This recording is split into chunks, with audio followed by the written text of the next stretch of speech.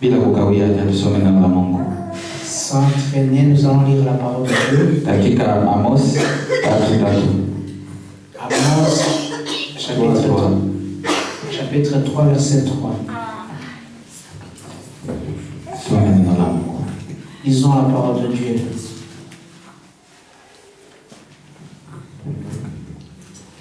Amos chapitre 3 verset 3. Il est écrit: deux hommes marchaient-ils ensemble sans en être convenus? Amen. Ese abantu babiri bagendana batasezeranye? Amen. Amen. Tusome tena. Est-ce que vous voulez qu'on utilise le français, le Kinyarwanda? Comment on va faire? Ah, ok. Vous pouvez utiliser le français parce que D'accord. c'est qui est dans le C'est facile parce que... Bon. Ah, ok, ok. C'est comme on n'a pas de visiteurs, il peut interpréter en Kinyarwanda. Les micros, ça fait beaucoup de bruit. Bwana Yesu asifiwe. Tunashukuru Mungu maana Mungu ni mwema. Tunaanza soma tena Zaburi. Reka dusome Zaburi, turashimira Imana nziza. 1 mpaka 3. Zaburi 133 murongo wa mbere kugeza ku wa gatatu. Zaburi 133 murongo wa mbere kugeza ku wa gatatu.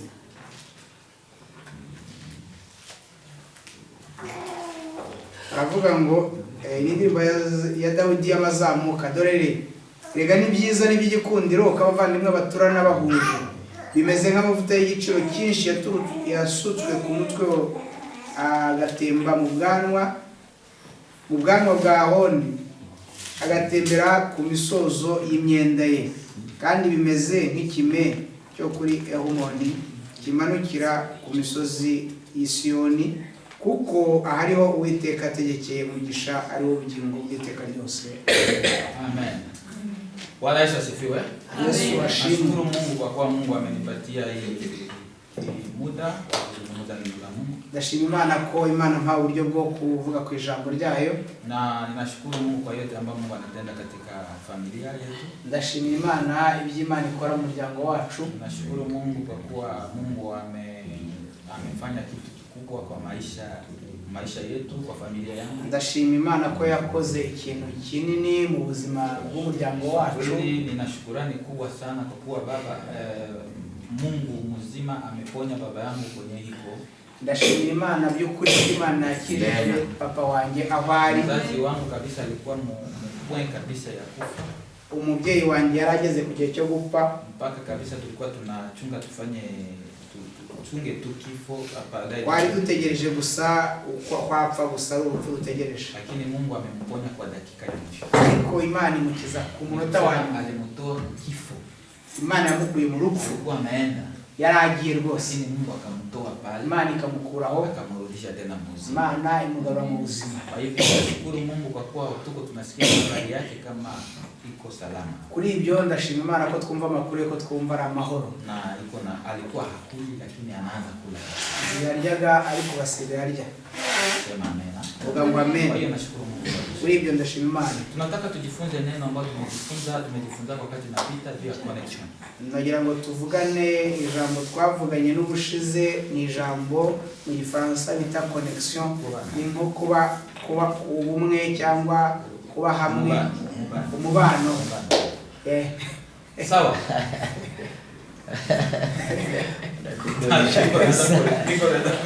Uramukoresha.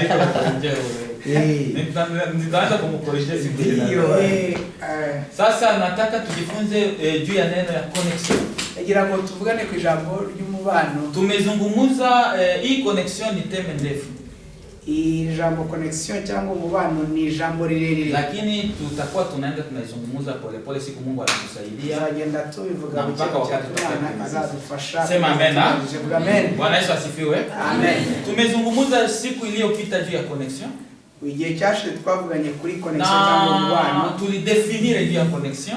Twasobanura ibyo ari byo. Kasema connection ni kitu ambacho ni kitu ni definition ya connection ni kitu ambacho kinajiunga na kitu fulani. So twaravuze rero connection cyangwa ubwo bumwe cyangwa umubano ni ikintu kiza kigafatana. Nikusema kama watu hawako wawili lakini kunakuja uhusiano fulani ambao na waunga wanakuwa wawili. So haza ubumwe buza bukafata abantu ntibabe bakiri babiri bakaba abantu babiri bahinduka nk'umuntu. Tuseme mfano ya bibi na bwana. Tureka tufate urugero rw'umugabo n'umugore. Bwana wakati Biblia nasema si vema mtu akue peke yake. Sasa Biblia inavuga ngo si byiza ko umuntu aba wenyine. Atamfanyia mtu saidizi ambaye watakuwa pamoja naye. Azamukorera umufasha. Kusema msaidizi ni connection. Ni ukuvuga umufasha ni kusema connection. Mungu hawezi kuconnecte na mtu mwenye haiko connection yako. Ntabwo Imana ishobora kuguhuza n'umuntu udafite ubumwe nawe. Mungu hawezi kukupatia mwanaume wala mwanamke mwenye amuko connecte naye. Hapana. Imana yaguha umugore cyangwa ngo umugabo. Kama Mungu anakupatia mwanaume wala mwanamke ni lazima akupatie mwanamke mwenye muko connection moja. Imana iguha umugabo cyangwa ikaguha umugore ni umuntu mwanamke mwenye wa destiny yako. Wakazaza. Wala mwanaume wa destiny yako. Cyangwa umugabo wakazaza. Wala mwanamke mwenye mtatembea naye pamoja. Umugabo cyangwa umugore muzanye. Sasa kama unaona watu wengi leo wako na matatizo na maprobleme mu mafoyer parce que hawako connecté. Unakutana bibi na bwana wala connection. Ngo bafite ibibazo nuko badafite ubumwe. Sababu gani? Walioana kisentima, walioana kiemotion. Babanye unakutana wameisha divorce na wako ndani. Wamaze gutandukana. Ile yote ni shida. Ile byose ni ikibazo. Lakini niko nazungumza juu ya connection. Ariko ndimo ndavuga ko hejuru y'umubano. Connection ni kitu cha lazima sana. Umubano ni ikintu cy'ingenzi. Sababu connection, bila connection hatuwezi kufanya nini? Hatuwezi kuingia kwa telefoni. Nta connection ubwo noneho. Ndio maana munyumba zaidi wanapeleka connection juu tujiconnecte na dunia. Hiyo connection iza kugira ngo tubashe. Lakini kama hakuna connection mu nyumba, kama hakuna connection mu nyumba, niba nta connection iri mu nzu, hatuwezi kujiconnecte na dunia. Nta nubwo twabasha kugira ubumwe n'isi isigaye. Sema amen. Ni kusema connection ni kitu cha lazima. Wango connection kila kitu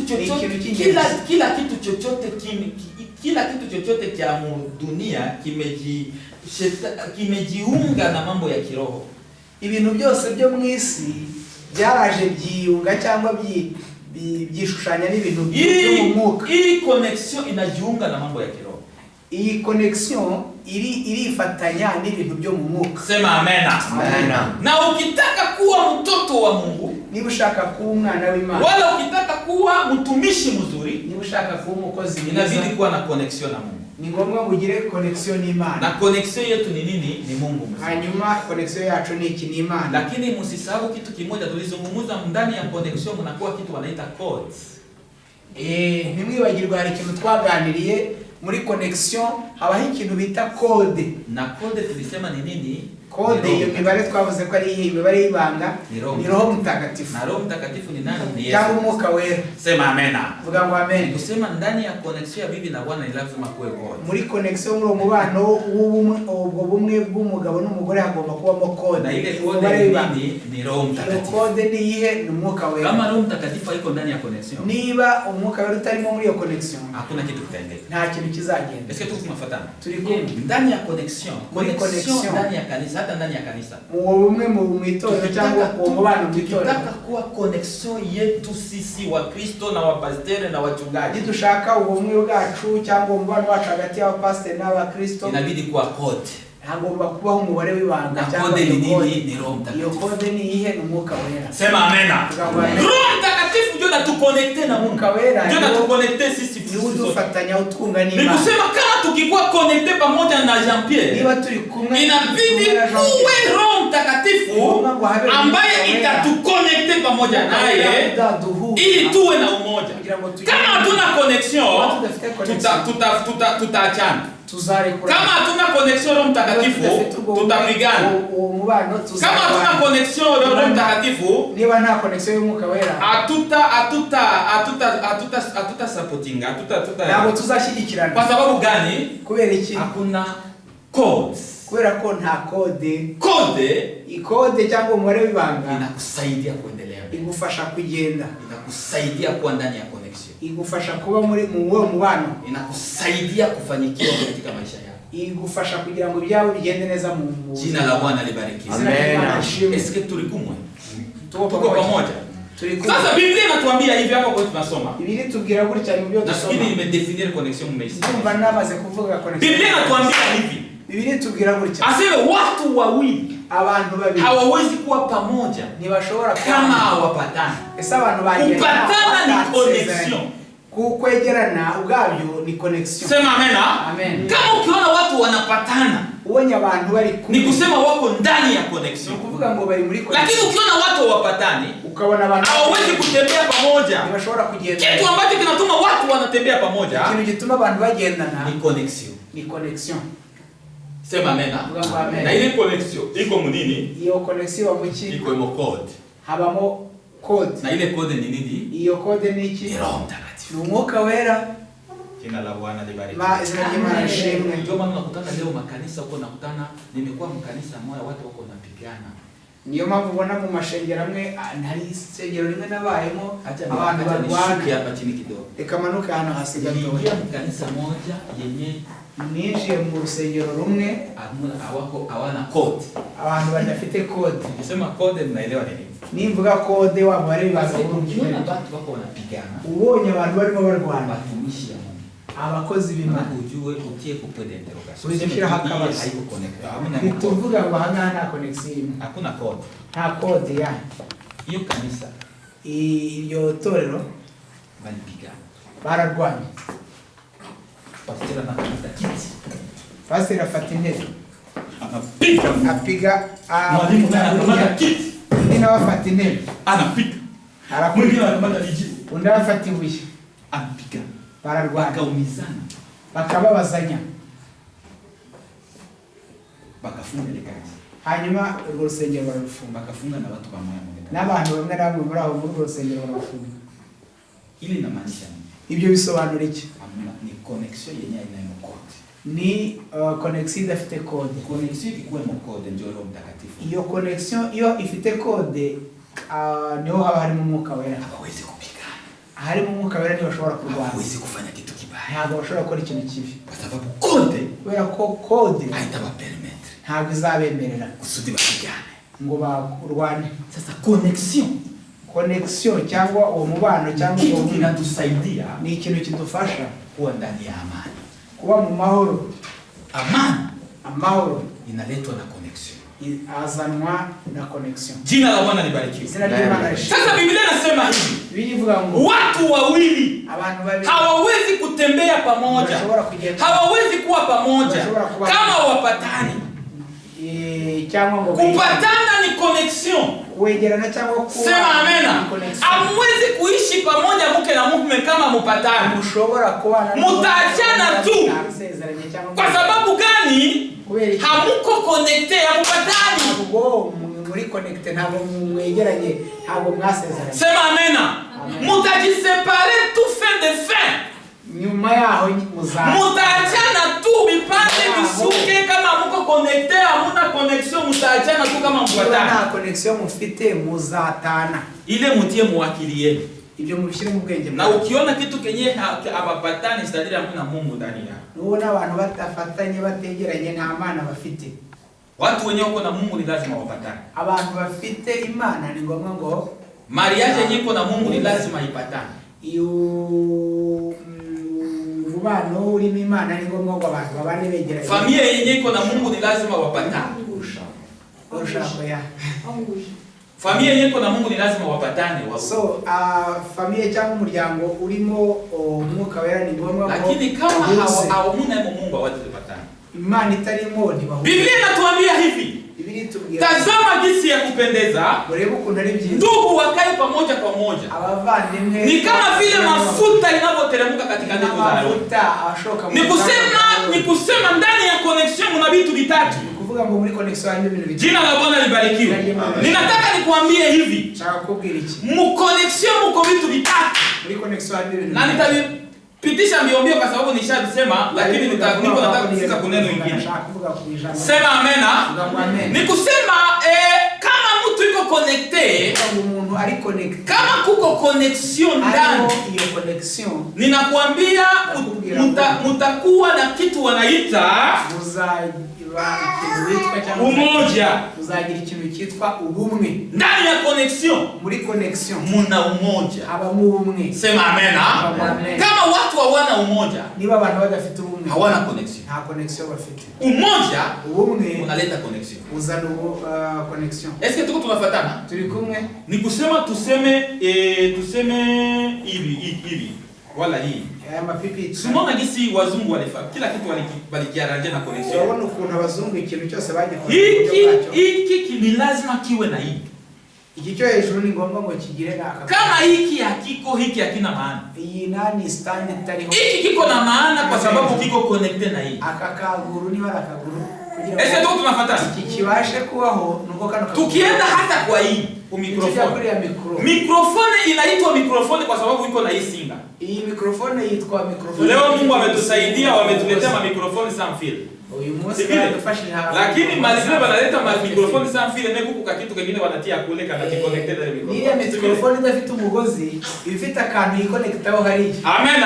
Ni kusema kila kitu chochote kinabidi kuwa connected na kitu kingine kenye kitaleta mafaa. Connection kugira ngo kibashe kugira. Ni kusema kama uko Mkristo pasipo connected, uko Mkristo wa jina. Ni uri Mkristo utari connected, uri Mkristo wizina gusa. Ese tuko pamoja. Turi kumwe. Kama uko Mkristo mwenyewe uko connected na Mungu, Mkristo utari connected ku Mana, unajipotezea wakati bure. Uri muri yiciro mwanya gusa. Uko ungali nakosa kitu fulani.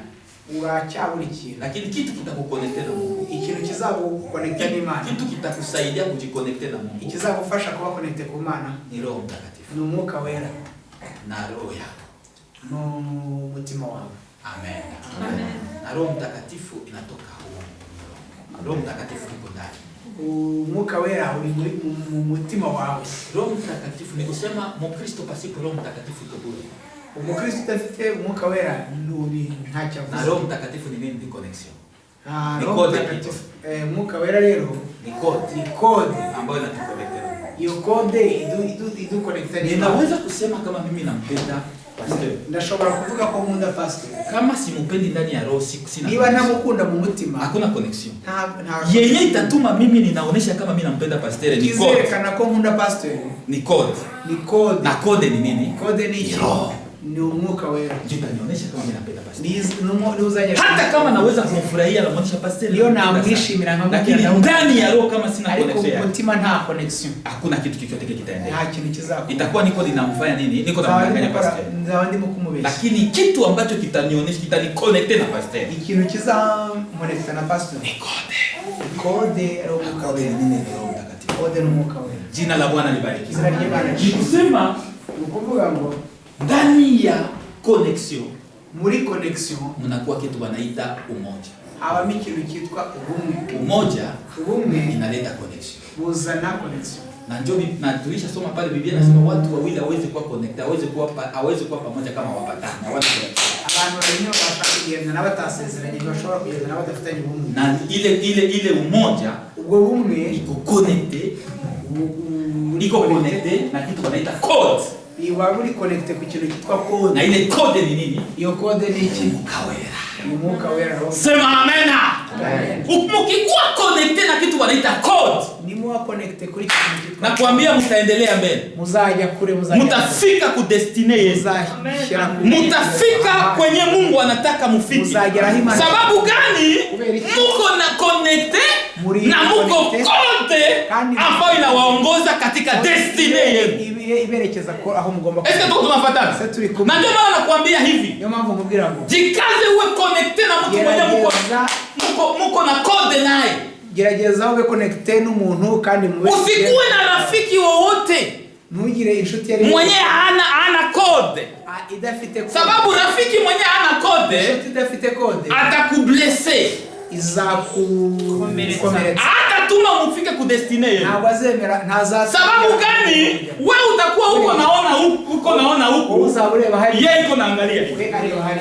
Unaona? Watu wenyewe wako connected bana. Abantu batari connected wameze gutya. Umwe iko naangalia ku destiny, iko naangalia vision de loin. Yeye mwingine iko naangalia huko nyuma. Angalia sasa ukisi mko mrefu ukuntu muri kugenda rero. Est-ce que abantu bako connecté? Sawa abantu bari connecté? Abana kitu baleta code. Nta kintu kitwa code bafite. Bakikuwa na code, bafite code bazaba gutya. Wanatembea wote pamoja. Bagende icyarimwe. Huyu akisema uyu navuga na huyu anasema Huyu avuga na ile iyo inabafikisha ku destiny. Ibageze kuri destiny aho bagomba kujya. Sema amen. Amen. Jina la Bwana libarikiwe. Ndio Mungu aliwaambia wana wa Israeli. Mambo Imani yabwiye abana wa Israeli. Aseme muosiangalie wale. Ati ntimurebe bariya. Maana wale wenye mnawaona ukuntu mureba bariya. Hamutawaona tena. Abo mwabonye. Muangalie mbele. Murebe mbele. Sababu niko pamoja na nyinyi. Na nitawafikisha ku destiny yenu. Sababu walisahau kitu kimoja. Walisahau kama wako na code. Ndio Roho Mtakatifu. Maana ukikuwa na code utafanikiwa kwenye watu hawafanikiwi. Ukikuwa na code Mungu atakufikisha fasi kwenye wengine hawatafika. Sababu gani? Muna code ambayo itakufikisha katika destiny yako. Na sisi wa Kristo tunaomba tuwe na connect na code. Ndani ya kuimba uwe na code. Ndani ya kuomba uwe na code. Ndani ya foyer yako uwe na code ambayo itakusaidia kukufikisha kwenye destiny yako. Piga makofi na vigelegele.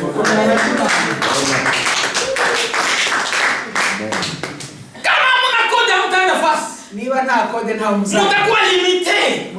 Utakuwa bloqué. Muzaba mufungia. Kama bibi na bwana mna code mtakuwa bloqué. Basi hakuna fasi mtaenda. Huyu atasema A na huyu atasema B. Mnajikontradire mwe wenyewe. Sababu gani? Hamuna code.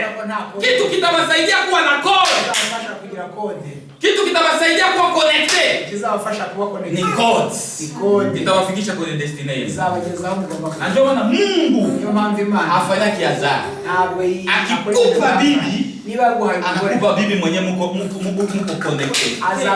Akikupa bwana, anakupa bwana mwenye mtasikilizana. Hawezi kupatia bwana mwenye mtasikilizana. Ukiona foyer yenyewe haiendeki miaka yote. Useme hiyo sio mapenzi ya Mungu. Sababu mapenzi ya Mungu ni watu ambao wanajiunga pamoja, wanatembea katika mawazo moja, katika vision moja, katika kila kitu kimoja, na Mungu anawafikisha kwenye destiny. Jina la Bwana libarikiwe. Kusema connection inakuja ndani ya umoja. Kitu cha pili. Connection inaletwa na maombi. Connection rero izanwa n'amasengesho. Maombi inaleta connection. Amasengesho azana connection. Katika kuomba, mukusenga, kuna connection. Kuna kujikonekta na Mungu. Kuna kujikonekta na Mungu. Mukusenga harimo connection, harimo kwegerana. Ndio maana Biblia inasema maombi ni kuzungumza pamoja na nani? Biblia inavuga amasengesho no kuganira nande. Tunazungumza na Mungu kupitia maombi. Tuganira n'Imana. Na mazungumzo ni nini? Na mazungumzo ni nini? Ni connection. Biganiro ni connection. Watu kama hawana mazungumzo, iyo abantu bataganira, hakuna connection. Nta connection. Ukiona munyumba na biganiro mufite mama premise na no mutware wako. Ukiona nyumbani hampongea na Bwana, kama hamuna mazungumzo yenye mnasikiliza, nta biganiro mugira, hakuna connection. Nta connection. Parce que kila mtu atakuwa kivyake. Kila mtu atakamata decision yake. Umuntu wese afata icyemezo cye. Lakini mazungumzo ya watu benye bako connected banazungumuzanga neno moja. Y'abantu bari connected bavugana ku ijambo. Na munaendelea mbele. Mazungumzo ibiganiro inaleta connection. Bizana connection. Lakini kama hamuzungumuzaki, iyo mutagani, ni kusema kuko banaita nini? Banaita munajideconnecte na Mungu. Munajideconnecte bebe. Mutandukanya n'Imana. Kitu kinaleta connection na Mungu. Ikizana connection n'Imana ni maombi. Na amasengesho. Ukiona hauombi, ubona udasenga, unajideconnecte na Mungu. Uba wikuye ku Mana ubwawe. Maombi inakupatia connection yako na Mungu. Amasengesho ahufatisha. Wakati uko nazungumuza yo muganira ufatana n'Imana. Na ndani ya maombi, mu masengesho muna intimite. Habamo ikintu cy'ubusabane. Mtu anaweza kuwa na relation, agirana ubumwe, lakini hana intimite. Mushobora kugirana relation na intimité binatofautiana. Kuba ufitanye umwe n'umuntu runaka, muziranye n'umuntu nibivuga ko relationship na intimité kumenyana n'umuntu ntibivuga yuko mufitanye ubusabane. Tunaweza kuwa tunakuwa na relation na yeye, ushobora kuba tuziranye dufitanye wenda umubano runaka ni hatuna intimité, ariko nta usabane. Yeah, na hakuna intimité, nta usabane tugira mu nyumba nawe no mu nzu. Wewe kwanza bibi yako wino, kama tuko na tunaweza kuwa na relation na huyu, dushobora kugirana umwe runaka, lakini hatuna intimité naye, ariko nta musabane. Est-ce que ile ni connexion? Ile ni connexion. Ile ni connexion itaendeka. Kitu kitatunga naye, ikizatuma tuba umwe ni intimité, ni usabane. Inabidi tuwe pamoja kwa moja sana. Ni ngombwa ngo tube hamwe dufite ubumwe cyane. Na watu wengi wa Kristo wasanze, wa Kristo wengi, ba Kristo benshi wako na relation na Mungu, bafitanye relation n'Imana, lakini hawana intimité, ariko nta busabane bafitanye. Utaona kuba Kristo, uzabona ari abakristo gusa wakati wa kuomba nta mwanya wo gusenga, ukibambia baombe habaombaki, ubwira ngo basenge ntibasenga, habaoni mafaa ya maombi, ntabwo baboni umumaro w'amasengesho. wakisema tu maombi tuombe, maombi dusenge, masengesho ni wiki, hajui mafaa ya maombi. Masengesho ni wiki, lakini maombi ariko amasengesho ya wenye haki, Biblia inasema isengesho ry'umukirano inafaa sana, igira umumaro mwingi sana. Wakati mtu aombi ni kusema unapoteza connection yako na Mungu, kitu ambacho kitakuletea connection na Mungu na intimite yako na Mungu ni maombi. Inapindwa na Biblia inasema hivi, muombe pasipo kukoma. Musenge. Ndio Paulo anasema. Jua nini Paulo anasema vile? Jua anajua kama katika kujiconnecte kutokuomba, wakati ya uombi unapoteza connection yako na Mungu, unapoteza intimite yako, kitu kitakuletea intimite na Mungu, kizakuzanira ubusabane n'Imana ni maombi na amasengesho. Tusome pale, tusoma ngaho Yeremia 33:1. Tusome pale, dusomere Yeremia 33:1. Yeremia 33:1. Yeremia 33:1 inasema nini? Yeremia 33:1 dusome. Amahoro azagaruka ubwo ishami rya Dawidi rizumbura.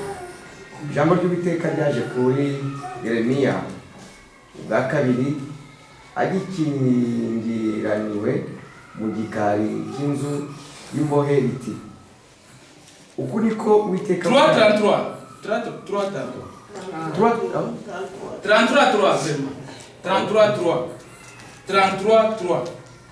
Yeremia 33:3. Yeremia 33:3. Ntabaza ndagutabara niruhije. Biblia inasema hivi, muniite nami nitafanya nini? Biblia inavuga ngo mumpamagare cyangwa ntabaza nitafanya nini? Anya nzagira gute?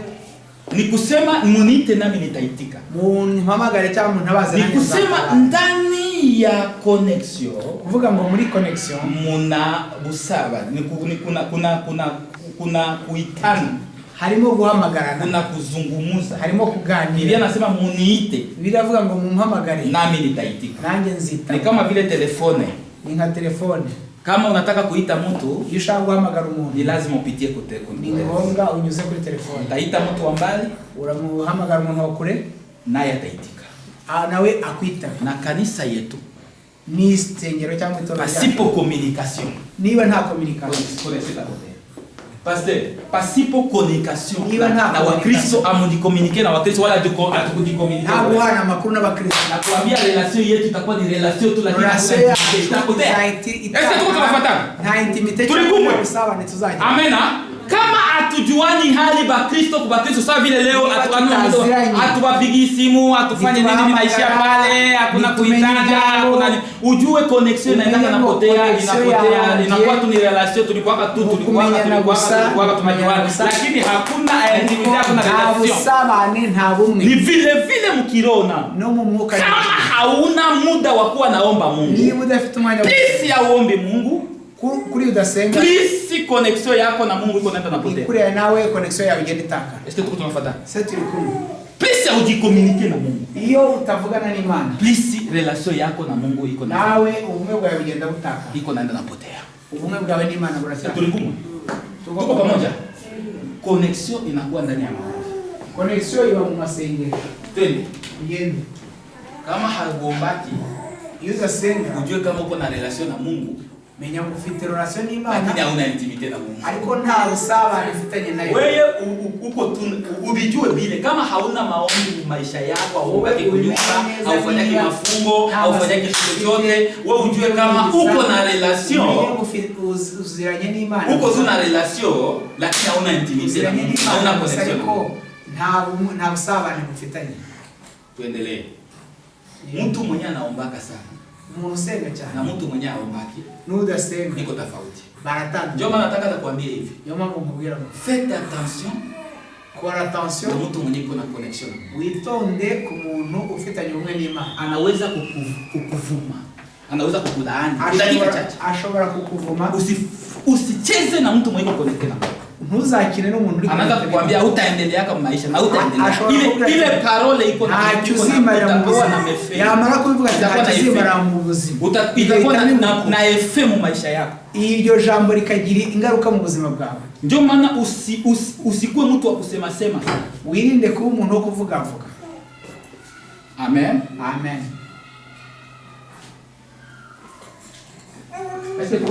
Turi kumwe mbese. Tuko pamoja? Turi kumwe. Mama, faites attention kusema sema batoto ovyo ovyo. Mama, mukore attention nimukabwira abana. Iki cyana nacho kizagira wote. Nacho kizagira. Usema iki kitoto akitaga. Iki kitoto akitasomaka hiki. Ugatangira ukavuga umwana wari. Iki kitoto kitakuwa kiibwa. Atakuwa kaibwa.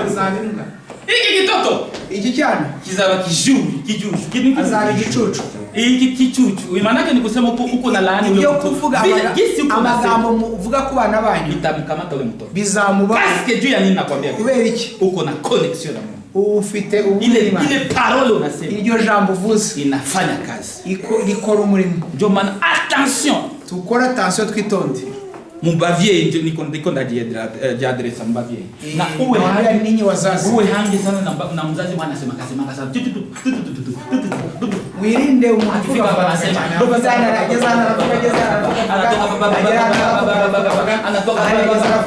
Unajua kuvuga? Muzi kuvuga. Ni mtu mwenye anapenda kuteka seta sema anasema sana. Abantu bakunda kuvuga cyane. Wirinde na hivyo vitu. Nikusaidie maisha yako. Mkristo asema kisema. Umukristo ntagavuga cyane. Kristo anakuwa kana limit ya kusema. Umukristo agira limit cyangwa ahantu agaruka. Akisema neno avuze ikintu ninabariki. Ni ijambo rihesha umugisha. Akisema neno avuze ijambo ninaencourage. Ni ijambo ryo guhesha imbaraga. Akisema neno avuze ijambo ninafortify. Nikakomeza. Ninakutia nguvu. Nikagukomeza ndio maneno ya Mkristo. Niyo magambo ya Mkristo. Maneno ya Mkristo haiko fulani. Maneno ya Mkristo haiko fulani. Ntaga magambo yo Mkristo. Kitu cha tatu ya kuwa connection ni neno la Mungu. Cha gatatu kuri connection kuba. Kitu ambacho kinatuconnecte na Mungu ni parole de Dieu. Ikidufatanya n'Imana. Neno la Mungu linatuconnecte. Ijambo ry'Imana riratweza. Biblia inasema neno la Mungu lisitoke kinywani mwako. Biblia inavuga ngo ijambo ry'Imana nive mu kanwa kawe. Ulitafakari usiku na mchana. Ulitekerezeho ku manywa na nijoro. Tunaenda kuona kitu cha mwisho na kumalizia. Turareba cyane nyuma biti turangiza. Vitu bibiri ambavyo bina faida ya kuwa connected. Faida mbili ya kuwa ndani ya connection. Inyungu ebyiri zo kuba connected. Na tunamalizia pale. Turarangiza aho ngaho. Faida ngapi? Inyungu zingahe? Ndani ya connection. Inyungu ebyiri zo kuba muri. Usikie hii mambo. Faida mbili ndani ya connection. Inyungu ebyiri zo kuba muri connection. Na tunamalizia kwa hizo faida mbili na tunaomba Mungu. Turarangiriza muri ibyo ubundi dusenga. Kuna faida mbili ndani ya connection. Ari inyungu ebyiri muri connection. Ubikamate ibi vitu mu maisha yako yote. Ibi bintu bifate mu buzima bwawe bwose. Bitakusaidia. Bizagufasha. Faida mbili ndani ya nini? Inyungu ebyiri zake ndani ya nini? Hehe. ndani ya connection. Inyungu ebyiri muri connection. Faida mbili ndani ya connection. Inyungu ebyiri muri connection. Kuna faida mbili mu connection. Inyungu ebyiri mu connection. Clemence, muna faida mbili ndani ya connection mama. Mama, inyungu kumwe. Muna faida mbili ndani ya connection. Kule kubyumva. Alinyungu ebyiri muri connection. Kuna faida mbili ndani ya connection, munisikie bila maliza. Muri connection. Faida ya kwanza ndani ya connection. Inyungu ya mbere muri connection. Sema amena. Acha tusome neno la Mungu. Sitaisema hivi tu. Nabo bivuga ko sitaki niseme mkimwili. Lakini nataka niingie niseme munene. Reka bivuge mwisho. Amena. Amen. Musikie hizi faida mbili Clemence, musikie hizi faida mbili pastor. Mumve zino nyungu ebyiri. Inyungu ziri ndani ya connection. Muri connection. Ya kwanza tusome neno la Mungu. Ya mbere tusome jambo ry'Imana. Marko 2 bice 10 plutôt. Marko 10 28-30. 28 kugeza kuri 30. Some pale mbele. Aravuga tutasoma mkinyarwanda na mkifaransa. Nuko Petero aramubwira ati dore twebwe twasize byose turagukurikira. Yesu aramubwira ati ndababwira kuri yuko nta wasize inzu ye cyangwa bene se cyangwa bashiki be cyangwa nyina cyangwa se cyangwa abana cyangwa amasambu no kubwanje connection kubwanje no kubutumwa bwiza komeza utazahabwa ibiruta inshuro 100 muri iki gihe cya none ari amazu ari bene se ari bashiki be ndetse na ba nyina n'abana n'amasambu hamwe no kurenganywa maze igihe kizaza akazahabwa ubugingo buhoraho. Piga makofi na mgeni kwa kufa. Usizarau connection. Nani? Ukinisha nusuzume connection. Mu connection muna faida mbili. Muri connection harimo inyungu ebyiri. Muna faida ya kimwili, hari inyungu y'umubiri, na muna faida ya kiroho. Harimo n'inyungu y'umwuka. Amen. Petro anamwambia Yesu juu ya nini niko nakufuata juu. Petro alikuwa connected na Mungu sana. Petro alikuconnected sana. Alikuwa connected na Yesu sana. Alikuconnected na Yesu. Sasa akaona hii connection eske il faut niulize hii connection ina faida gani? Hanyuma aravuga ati se ibi bintu bizamarira iki? Anasema mimi naacha vyote, ninaacha vitu vyangu, ninaacha vyote, ninaacha nyumba, ninaacha kuroa, ninaacha kila kitu. Niko naenda connect na huyu mtu Yesu. Tunaenda tunalala mmiba, tunapata shida, tunaenda kwenye tunalala shida. Hatuna nyumba, hatuna nini? Nta kintu. Akasema hata aravuga atariko acha niulize hii kibazo. Amen. Na wewe unaweza kujiuliza hiyo ni kibazo peut-être inaweza kuwa ndani yako. Ni kibazo nao ushobora. Unajiuliza eske tuko tunaenda kanisani tunamtumikia Mungu. Atariko se ko tujya niko connected na huyu mtu kitu gani ndafanya? Ya urusengero tugakora Imana azamarira iki? Yesu akamjibu. Yesu aramusubiza. Akamwambia Petro sikia, jua aliona Petro anataka rudia nyuma. Petro ashaka kwisubirira nyuma. Sababu aliona anakuwa anaangalia vitu vya faida. Kwa kweli alimari ibintu by'inyungu. Anaangalia anaacha vitu vyenye biko vya maana vya Mungu. Atangira kureka ibintu by'ingenzi by'Imana. Y'umumaro. Akamuuliza Yesu. Hanyuma Yesu akamubaza, nimeacha vyote. No, abaza Yesu ati naretse byose. Niliacha nyumba yangu. Naretse inzu. Niliacha mke wangu. Naretse umudamu wanjye. Niliacha watoto. Naretse abana. Juu ya kukufuata wewe. Kugira ngo umukurikire wewe. Utapata nini? Nzabona iki? Yesu akamwangalia. Yesu akamureba. Akamwangalia Petro anasahau kenye. Petro yibagiwe ikintu. Akamwambia Petro sikiliza. Petro takujibu. Usiangalie kule. Nurebe hari. Usiangalie kwenye unatoka. Usiangalie nyuma. Nurebe nyuma. Usiangalie Rwanda mama. Nurebe mu Rwanda. Uangalie hapa Europe. Reba hano muri Europe. Angalia kitu gani kenye Mungu alikuletea hapa. Reba ikimana yakuzaniye hangaha. Usiangalie Rwanda gisi ulikuwa. Nurebe mu Rwanda. Lakini angalia Europe kwenye huko leo. Hano mu Buraya hura kakani. Haleluya. Ukiangalia Rwanda utarudi nyuma sawa vile Petro. Ureba mu Rwanda lakini ukiangalia hapa Europe utaona kitu kenye Mungu alikuletea. Uzabona ikimana kuzana. Sema amen. Japo shida. Sorry. Japo shida. hata mashida, iyo haba hari ibibazo, hata magumu, iyo haba ibibazo, lakini uangalie kitu kenye Mungu alikuletea. Urebe ikimana yakuzaniye. Mungu akamwambia Petro, sikia.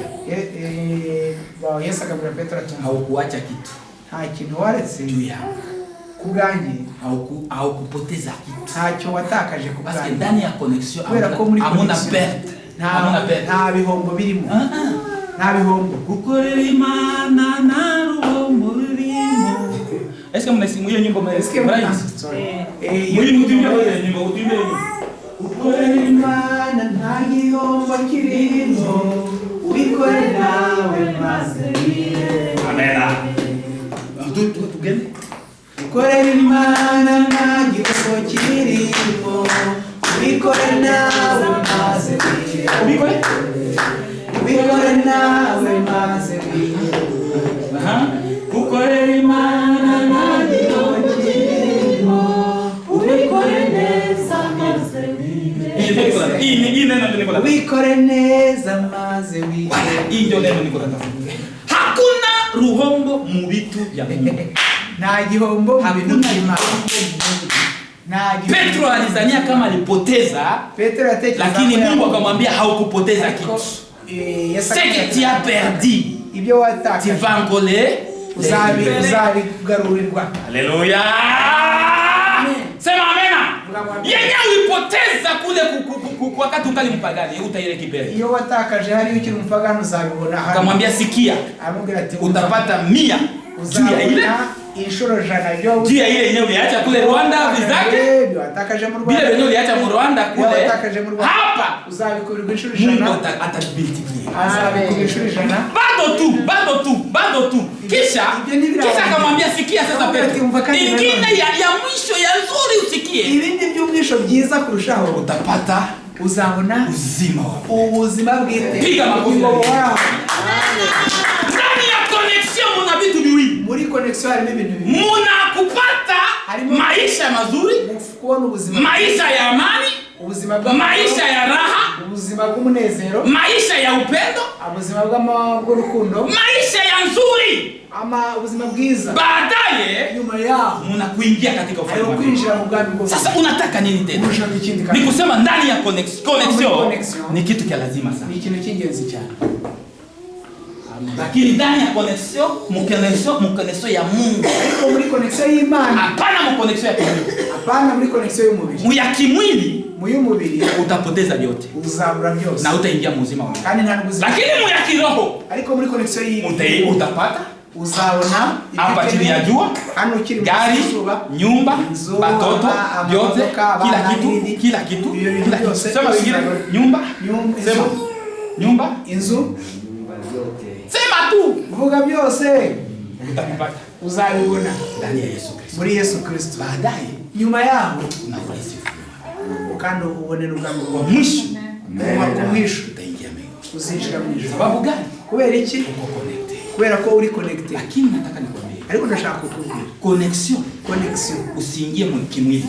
Niwinje mu mubiri gusa. Kwa sababu ndio maana unakutana watumishi wengi nikuzabona banajiconnecte na mambo ya kimwili. Bayabiconnecta ku bintu. Banakosa kujiconnecte na code. Bakananirwa kuconnecta. Sasa ndio maana unakutana banaenda banakuwa ba Freemason. Ugashaka banakuwa ba Illuminati. Freemason. Banakuwa ba Illuminati. Banaenda kutafuta nini? Bagiye gushaka iki? Vitu ya kimwili. Ibintu by'umubiri. Lakini sisi ariko twebwe hatuwezi kuwa ba Illuminati. Abo dushobora kuba Illuminati. Sababu gani? Kubera iki? Tuna code. Dufite code. Ndiye Yesu Kristo. Yesu Kristo. Simama tuombe. Muhaguruke dusenge. Tunamaliza. Turarangije. Umesikia faida? Umvise inyungu? Faida ngapi? Inyungu zingahe? Ya kwanza? Ya kwanza, ya mbere. Aha. Nubwo tuganirwa turi mu isi. Mama, ariko tukabona n'ubugingo buhoraho ya kabiri. Aha, ya kwanza? Ya mbere. Mama. Muri connection, ikintu cya mbere ni kugira ngo inyungu ya mbere nuko azabikubira nuko azabikubira kabiri. Ijana. Ya kabiri ni bugingo buhoraho iteka ryose. Amen. Amen. Acha tuombe. Mimi napenda nifundishe watu na wanatoka na kitu wasikia. Munda kwigisha kugira ngo numve ko sababu mwingine akikuuliza muriga nini umuntu akubarira tumiziki uhose umubwira unajua gisi ya kusobanura. Yesu wamfite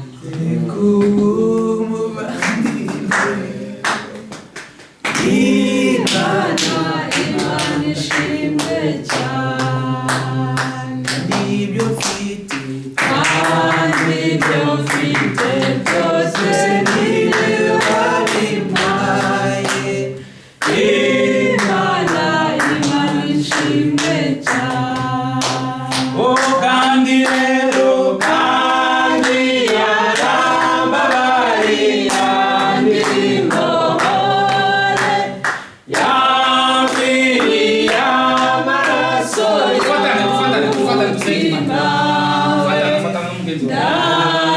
ndanezerewe cyane kuko yanshunguye Imana ishimwe cyane rero kandi yarambabariye indirimbo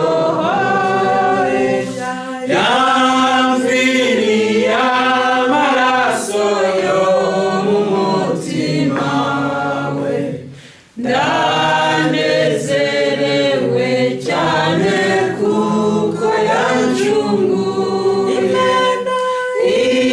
Imana ishimwe cyane. Tunataka tuombe Mungu. Tunaomba dusenge. Tuambie Mungu atuconnecte. Tugire Imana ngo idiconnecte. Tuwe na connection ndani ya kanisa. Tugire connection muri mu itorero. Kuanzia kwa bayobozi.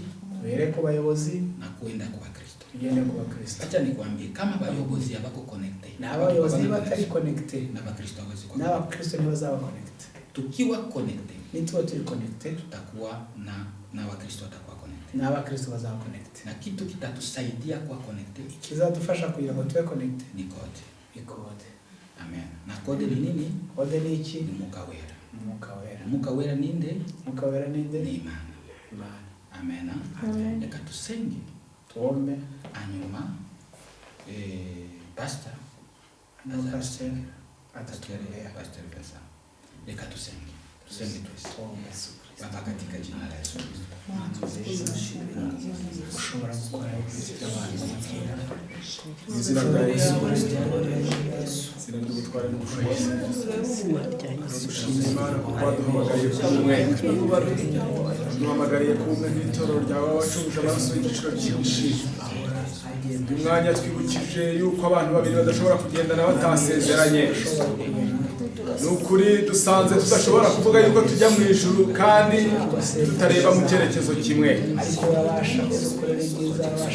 Wowe Mana ishobora byose, turakwinginze cyane Mana muri aka kanya kugira ngo wongere kuduha ubumwe bw'abana b'Imana,